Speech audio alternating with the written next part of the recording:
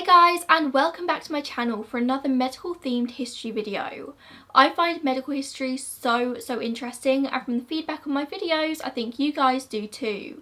So today we're going to be covering one of the biggest drug scandals and the biggest man-made medical disaster in history, thalidomide, which was advertised to pregnant women as a miracle fix for morning sickness. Only it led to severe congenital malformations, phocomelia, resulting in shortened, absent or flipper-like limbs. And of course, it took way too long for anyone to do anything about it. Whilst it's difficult to know the exact amount of babies that were affected by thalidomide, as many of them were miscarried, stillborn or died shortly after birth, it's believed up to 100,000 were affected in total, whilst 10,000 were born worldwide, and today there are fewer than 3,000 survivors alive. And the origins of thalidomide are a lot darker than you would probably think. When consumed by a pregnant woman in the first trimester of pregnancy, thalidomide prevented the proper growth of the fetus. The effect this drug had on human development was very dependent on the time and dose of the drug taken, with it having the most effect when it was taken between the 4th and 8 weeks of pregnancy, and pretty much no effect if taken after the 42nd day. Half to 2/3 of women experience morning sickness during pregnancy, so you can only imagine how many people flocked to thalidomide when they heard about this so-called miracle drug for nausea and vomiting. And of course, when you think of thalidomide, you often think of the affected limbs, but it can also cause a wide range of other issues. Missing parts of the ears and deafness, missing or small eyes, paralysis of the face, poor growth, brain damage, intellectual disabilities and malformations of the heart, kidney, genitals and gastrointestinal tracts. And that's if the pregnancy made it full term. It's not known exactly what percentage of babies affected by thalidomide didn't even make it full term. Interestingly, I found that the only long-term studies on thalidomiders, the name a lot of the survivors give themselves, were done on the children born with physical birth defects. There are actually no studies done on children who are not born with birth defects but potential intellectual disabilities or behavioural conditions such as autism. There are no numbers for that, so we don't know how many people were affected in that way. Also, it's worth mentioning that the effects of thalidomide were usually symmetrical. The phocomelia would result in shortened or absent limbs on both sides. It was very unusual for it to just be one side, although that did happen. The first known thalidomide-affected baby was born in Germany on Christmas Day in 1956 to an employee of the German pharmaceutical company Grunenthal, before the drug had ever even been released for public use. Thalidomide was first synthesised by Grunenthal around 1953. It was a West German company that had been established to make soap after World War II ended. The country was in urgent need of antibiotics. Grunenthal was founded in Stolberg, Germany in 1946 by Hermann Wirtz. Just the year after this, they became the first company in Germany to register penicillin. A Dr. Heinrich Muchter was appointed as the head of the discovery program, as he was a man who had a wealth of experience working with the German army's antiviral research, specialising in anti-typhus work, a disease that was rampant within the German army throughout the war. This was a man who built his career in Nazi Germany. This wasn't a good person. He was known for injecting live typhus cultures into prisoners at concentration camps across the region, Auschwitz included. He was responsible for the deaths of hundreds of prisoners, and by the end of the war he was wanted by the Polish authorities for his crimes. But he was never captured and went on to have a successful career with Grunenthal as the company's chief scientist and head of research. But in fact, a lot of the people involved with Grunenthal and the creation of thalidomide had ties to the Nazis. The chairman was Otto Ambros, one of the people who invented the nerve gas sarin, and he was in charge of the construction of the Auschwitz IG Farben plant. He was sentenced to 8 years in prison at the Nuremberg trials. And then there's Dr. Marin Stammler, who was also one of the top people in the Nazi racial hygiene and eugenics setup. They were not good people working for Grunenthal. These were outright Nazis. When thalidomide was first synthesised by Muchter's assistant Wilhelm Kunz, it was found to have a very interesting sedative effect. At the time, in the aftermath of the war, a lot of people had trouble sleeping due to PTSD and just the trauma of the time. Sleeping pills were flying off the shelves, and now with thalidomide they discovered an alternative to barbiturates that didn't seem to have any side effects at all. And thalidomide was non-addictive, which was a big problem with the current pills on the market. An overdose of thalidomide would only cause deeper sleep, not death. In 1954, the drug was marketed as an anti-flu drug, and the next year it was marketed as an anti-hypnotic drug. It was great for treating colds and flu, but was found to be particularly great for treating morning sickness in pregnant women. It was a great antiemetic. Thalidomide had this massive appeal in the market. It was this wonder drug to help a variety of symptoms, and soon it became available over the counter in Germany. Grunenthal claimed that it met all of their safety markers. They advertised their product as completely safe for all, even including pregnant women. Developers said that during their trials they couldn't find a dose high enough to kill a rat, suggesting that it would be completely safe for human use. Grunenthal have said that at this point in time it wasn't particularly well known in scientific communities that drugs women ingested could be transferred to the baby through the placenta, and because of this reason the drug was never tested on pregnant women or pregnant mice or rats. Whilst it is true they didn't quite have the knowledge that we have nowadays, they did know that this was possible. There had long been evidence of alcohol fetal syndrome. They knew that this was something that was possible. But it's for this reason, the apparent lack of knowledge, that during this time the use of medications during pregnancy was not strictly controlled. There weren't many limitations on it. Nowadays you'll notice that pretty much every single medication you go to take has a sign on it to check with your GP beforehand if you're pregnant, along with a long list of contraindications. Back in the 60s, this list was pretty minimal. Now, as I mentioned before, the first baby born with the effects of thalidomide came along on Christmas Day in 1956. The mother's husband worked for Grunenthal and he'd brought home early supplies of this drug.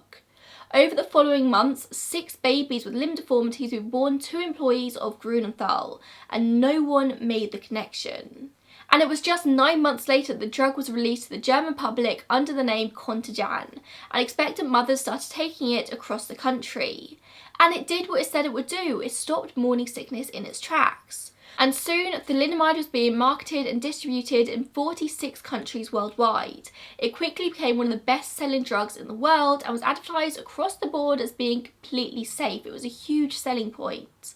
It was the second best-selling drug next to aspirin. But what the public didn't know was that Grunenthal had no evidence to back up this claim. There was no evidence that thalidomide was safe.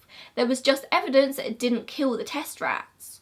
Reports started coming in from as early as 1959 from doctors stating that elderly people who were using the drug as sleeping aids were experiencing nerve damage, sometimes permanent nerve damage.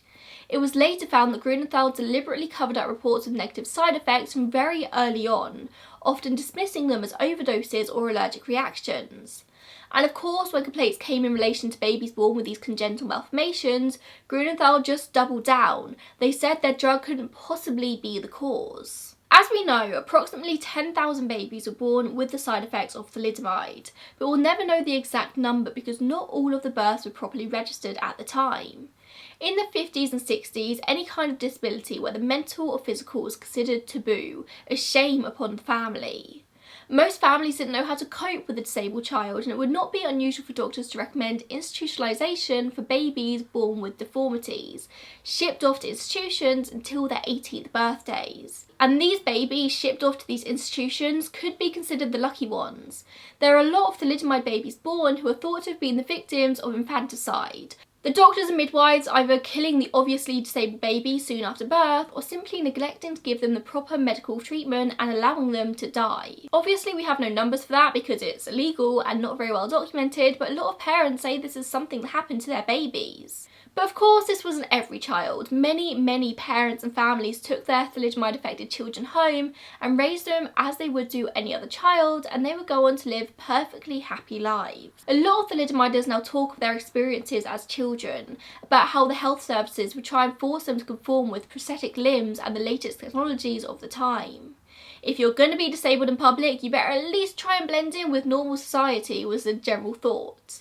Many say how they hated these prosthetic arms and legs, how they would be less able with them than without them, having adapted easily to the cards that they'd been dealt. It does seem like prosthetic legs were more commonly used than prosthetic arms, although they were still very difficult to adapt to. Imagine having disability, something which is just your way of life, you're used to it, but then all of a sudden society is forcing you to change the way you do things to make others feel more comfortable, to make them feel less sorry for you. I'm sure many of my viewers don't even have to try to relate to that experience. I mean, my experience is barely comparable, but I have a spinal fusion. I have metal rods and screws holding pretty much my entire spine straight. And there's nothing worse than people telling me what I can and can't do. I know I have to be careful and I know I have to make many adaptations for my spine, but I know my own limitations. I'm my own person. And it drives me absolutely insane, and people can't even see that I've got a metal spine. I can't imagine having a very obvious disability in the 50s and 60s and people telling you that you've got to conform, you've got to do these things, these ways to make other people feel okay with it. But that's just something that happened. Documentary after documentary I watched about this featured interviews with thalidomiders who were forced to conform as children to their own disadvantage. In the UK, the drug was sold by the Distillers Company. They signed a 16-year contract in July 1956 to market thalidomide. They immediately ordered 6,000 tablets for clinical trials and 500 grams of pure substance for animal experiments. By April 1958, it was marketed as Distaval and sold to the general public. There were 525 reported thalidomide birth cases in England over 5.5 years, although as we've covered, the actual number is likely a hell of a lot higher than this. It was also marketed as Distaval in Australia. Adverts emphasised just how safe this drug was, how it was non-toxic and this wonder drug. In Germany, Contagion was selling 15 million a month and had in total 5,000 reports of deformities. And for each and every pill sold, Heinrich Muchter would have money put in his pocket. He was becoming wealthy beyond what most people could imagine, whilst thousands of lives were being infected around the world. The story of thalidomide in the USA, though, is particularly interesting, because the drug was never actually approved for use there. But this doesn't mean that no one took it, because in the 1950s there were 2 clinical trials operated by the American drug makers Richardson Merrill and Smith, Kline and French. It's thought that as many as 20,000 Americans were given thalidomide as part of these trials, and it also seems up to 2.5 million pills were handed out to doctors in the USA and Canada in an attempt to get it on the market. Doctors and their family members took this drug with seemingly little awareness that it was considered experimental in the United States. Obviously, the USA is a huge market to crack for any business, but especially the drug business, pharmaceuticals. Grunenthal knew there could be a lot more money in it for them and for the US drug companies if they could get thalidomide approved for use over there. There were plans for it to be sold under the brand name Kevadon. But there is one woman and one woman alone to thank for the fact that it was never approved, Dr. Francis Kelsey. When the application to market Kevadon reached the Food and Drug Administration in September 1960, Dr. Kelsey, their new medical officer, noticed some troubling data on the drug's safety. It suggested dangerous side effects in patients who took this drug repeatedly. Dr. Kelsey's job was basically to review requests to license new drugs. She was just doing her job in making sure they were safe before they were sold to the public. But weirdly enough, that wasn't most people's priority. Most people didn't care if it was safe, but luckily she did. She goes to the manufacturer of Kevadon, Richardson Merrill, and requests more information on this drug. Each time Merrill would respond with more information, Dr. Kelsey would just demand more testing, more proof that it was safe. It was her first month on the job and her very first assignment, and she refused to give the drug approval without 100% surety that it was safe. Richardson Merrill even tried to go over her head, going behind her back at the FDA and making complaints to her bosses, calling her a petty bureaucrat. But she refused to back down, and because of her, Kevadon never got approved for use in the USA. She potentially saved thousands of lives. She noticed this. She noticed that something was wrong with this drug even before the reports began to come out across Europe about children being born with phocomelia. In August 1962, Dr. Francis Kelsey would be awarded the President's Award for Distinguished Federal Civilian Service by President John F. Kennedy, the highest honour given to a civilian in the United States, and she was the second woman ever to receive it. Kennedy said, "Her exceptional judgment in evaluating a new drug for safety for human use has prevented a major tragedy of birth deformities in the United States. Through high ability and steadfast confidence in her professional decision, she has made an outstanding contribution to the protection of the health of the American people." She later went on to become director of the FDA's Office of Scientific Investigations and helped rewrite the nation's medical testing regulations, which were later adopted worldwide. She was a badass woman who only died in 2015, aged 101. She refused to back down when she had huge corporations after her for the safety of the American people. But the first person to actually make the link between thalidomide and the birth defects was an Australian doctor called Dr. William McBride. He was a medical superintendent at Crown Street Women's Hospital in Sydney, Australia, which was then the largest obstetrics and gynecology hospital in the Southern Hemisphere. In 1961, he noticed that 3 of his patients had given birth to babies with severe deformities, all of whom later died. All 3 women had been prescribed thalidomide, Distilvel in Australia, and he watched as this trend continued. Or actually, I should say that it was actually a nurse. It was Sister Pat Sparrow who'd made the connection in McBride's patient, and she actually apparently had to convince him of her findings, and then he just ran with it and published it all. Twice between April and July 1961, he contacted the distillers company to warn them of this link he'd made, but of course he was ignored. Wanting to warn the public, he writes an article for Lancet, a weekly peer-reviewed general medical journal, in June 1961, warning of the dangers of thalidomide. The article was rejected, so instead he writes a letter in December 1961 that was published. He was basically asking in the letter if anyone else had noticed the connection between thalidomide and babies being born with limb defects. Of course, other people had, and his finding was later confirmed in Germany by geneticist and paediatrician Professor Widukind Lenz, who alerted Grunenthal. But still, Grunenthal refused to back down and take the drug off the market despite the growing pressure. Instead, they sent out 66,000 letters to German doctors assuring them that their drug was safe and they could continue prescribing it. It was only once a German newspaper reported that thalidomide was likely the cause of the increase of disabled babies born in Germany since 1958 did Grunenthal cave, and on the 26th of November 1961, they finally removed all products containing thalidomide from the market, only because this German newspaper made it public. A few days later, on the 2nd of December, the distillers company also pulled Distilvel in the UK and Australia. Despite this, it still continued being sold in Canada for several more months, sold in Canadian pharmacies until 1962. A big problem was that even though the drug was pulled from distribution, many people still had it in their medicine cabinets and continued taking it, unaware of what was going on. About 10,000 babies were affected worldwide. Imagine how many could have been saved if people had made the link when the signs first started appearing. I mean, ideally in 1956, when employees of Grunenthal started reporting disabled children being born. Or even just a few months earlier though, when they were first made aware of the link by McBride. But the removal of thalidomide from the shelves was just the start of the battle for many. In 1962, the Thalidomide Society was formed by the parents of children affected, the aim being to provide mutual support and a social network, as well as to seek compensation. Writs are issued by families of 62 thalidomide-affected babies born in the UK in an attempt to secure compensation. The after effects of the thalidomide scandal also brought on better regulatory bodies for drugs worldwide, including the UK's Committee on the Safety of Drugs.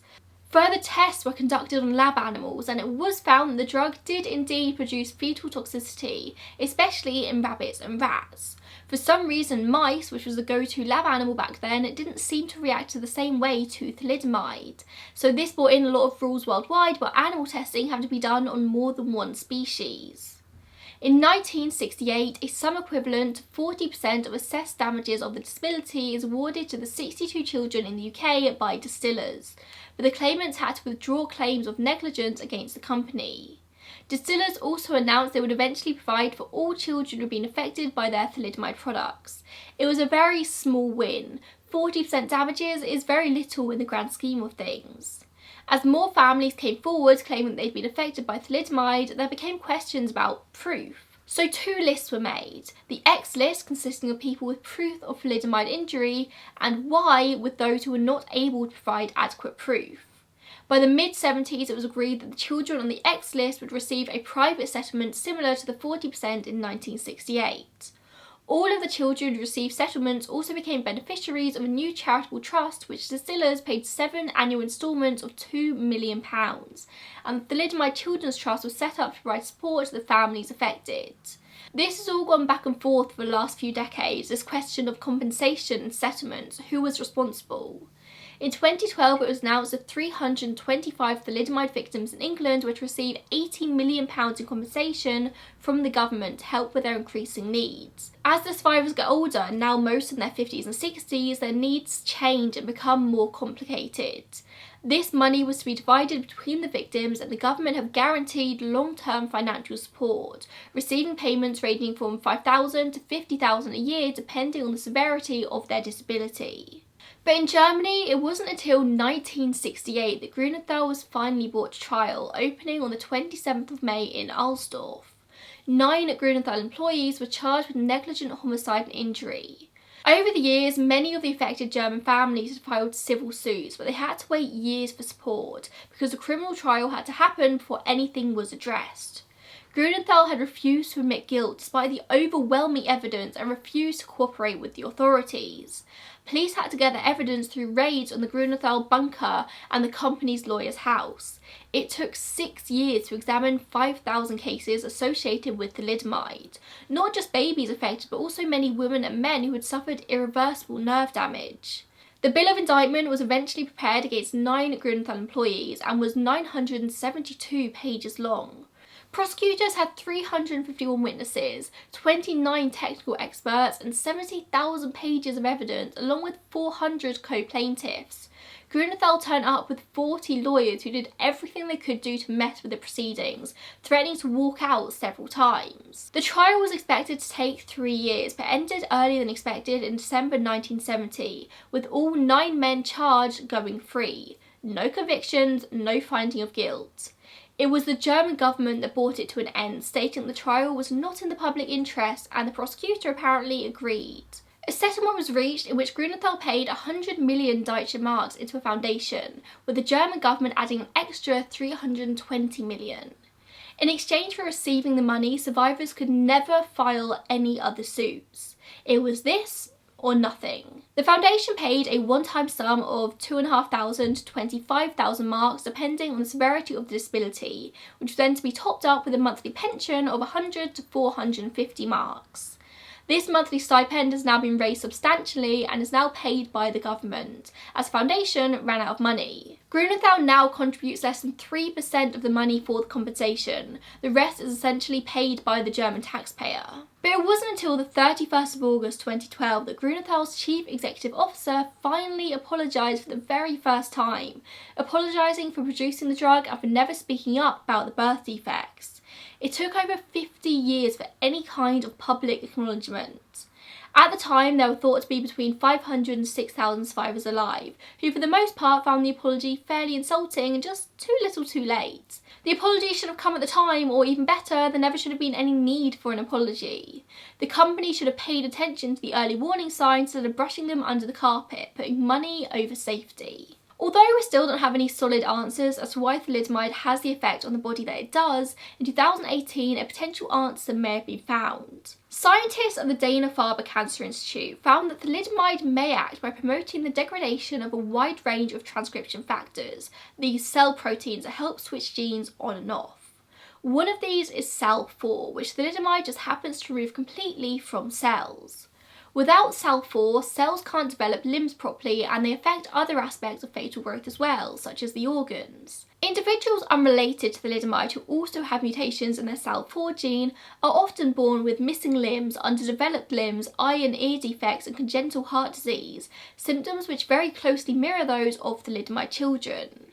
But that's just the latest explanation. An article on Discover magazine from 10 years earlier states that it was thought to have inhibited development of new blood vessels at a very crucial early stage of pregnancy, a completely different reason. The blood vessels are vital for the formation of limbs, and if they're blocked, then essentially it could mean that the limbs would receive insufficient blood flow and not form properly. Thalidomide is very difficult to study because the compound is metabolically activated in the liver, whereas broken down into more than 100 different compounds, any combination of which could be the cause of the deformed limbs. This particular study from 10 years earlier showed that it was a CPS49 compound that caused the defects. And then there's another article from April 2011 from the Federation of American Societies for Experimental Biology, which states that the compounds lead to the production of highly toxic forms of oxygen, this reactive oxygen species that alter DNA in normal embryonic development, causing the birth defects. So that's 3 separate reasons, all of which sound very sciencey and all of which could be the actual cause. Maybe it's a combination of all 3. It's also been a long mystery that polydactyl, extra digits on hands and feet, was also often observed in thalidomide survivors, sometimes in combination with phocomelia, these underdeveloped limbs. How on earth was this drug able to cause severe limb reduction in some, but then in others duplicate digits? It's baffled scientists. There's also the question as to why the upper limbs tended to be more affected than the lower limbs. The most likely explanation is that lower limbs form in utero later than the upper limbs, suggesting that a single dose of thalidomide in early pregnancy could affect the upper limbs, whereas multiple doses over several days could affect the lower. Maybe, but they don't know for sure. You would think that now thalidomide would be removed entirely from the market, but in fact nowadays it's used as a very effective treatment for a specific type of cancer of the plasma cells, multiple myeloma, and it's also often used as a treatment for leprosy. There's evidence to suggest that it could be useful in treating any number of inflammatory diseases that affect the skin, such as lupus and Behçet's disease, and HIV symptoms such as ulcers and weight loss. It could also be very effective for blood and bone marrow cancers other than the multiple myeloma. But the contraindications of thalidomide remain the same, and it absolutely should not be used by people who are breastfeeding, pregnant, or trying to get pregnant. If you're a female taking thalidomide for any number of reasons, the doctor is required to ensure that 2 types of contraception are being used and regular pregnancy tests must be taken. And although rare, there are still reports of thalidomide births being made occasionally in countries where drug regulations aren't as strict, such as Brazil, where leprosy is still fairly common, thalidomide is used to treat it, and these women are pregnant and they give birth to thalidomiders. The birth defects in these children are very similar, pretty much the same to what was seen in the 50s and 60s. The thalidomide scandal changed the way the world viewed drugs and drug regulation. It acts as a cautionary tale for ensuring that drugs are tested thoroughly before being released to the general public. Thalidomide survivors were failed time and time again by their governments, by the respective drug companies that deemed it safe to market. Actually, not only did they deem it safe to market, they falsely advertised it as being specifically safe for pregnant women whilst having not a scrap of data to back this up. That is unimaginable nowadays. It was all just lies, something which you hope to never see again. Many thalidomiders did go on to lead full, normal lives, pretty much unaffected by their disabilities, but there were/are also many who were never able to lead normal lives. And there's also the added stress of having to fight for compensation, to fight for help, which I'm sure took a huge toll on them and their families' lives. It's still ongoing here in the UK, with the current government scheme continuing until it's reviewed in 2022, which is only 2 years ago. So 2 years' time, all of these people are going to have this big stress on them about whether they're still going to get their money. The Thalidomide Trust National Advisory Council are still campaigning to get the German government to acknowledge the role it played in the thalidomide scandal. It's still happening now, this isn't over. All you can hope for, I suppose, is that something like this will never happen again and that the companies, the governments, learnt their lessons. But I'm sure we know that money is always going to come over safety. That's just capitalism, it's the way the world works. And stuff like this, I'm sure, is probably still happening now. Thank you so much for watching this video. If you have any other medical history stories that you'd like to hear me cover in this channel, then please, suggestions are welcome in the comments. I will see you in the next one. Bye guys.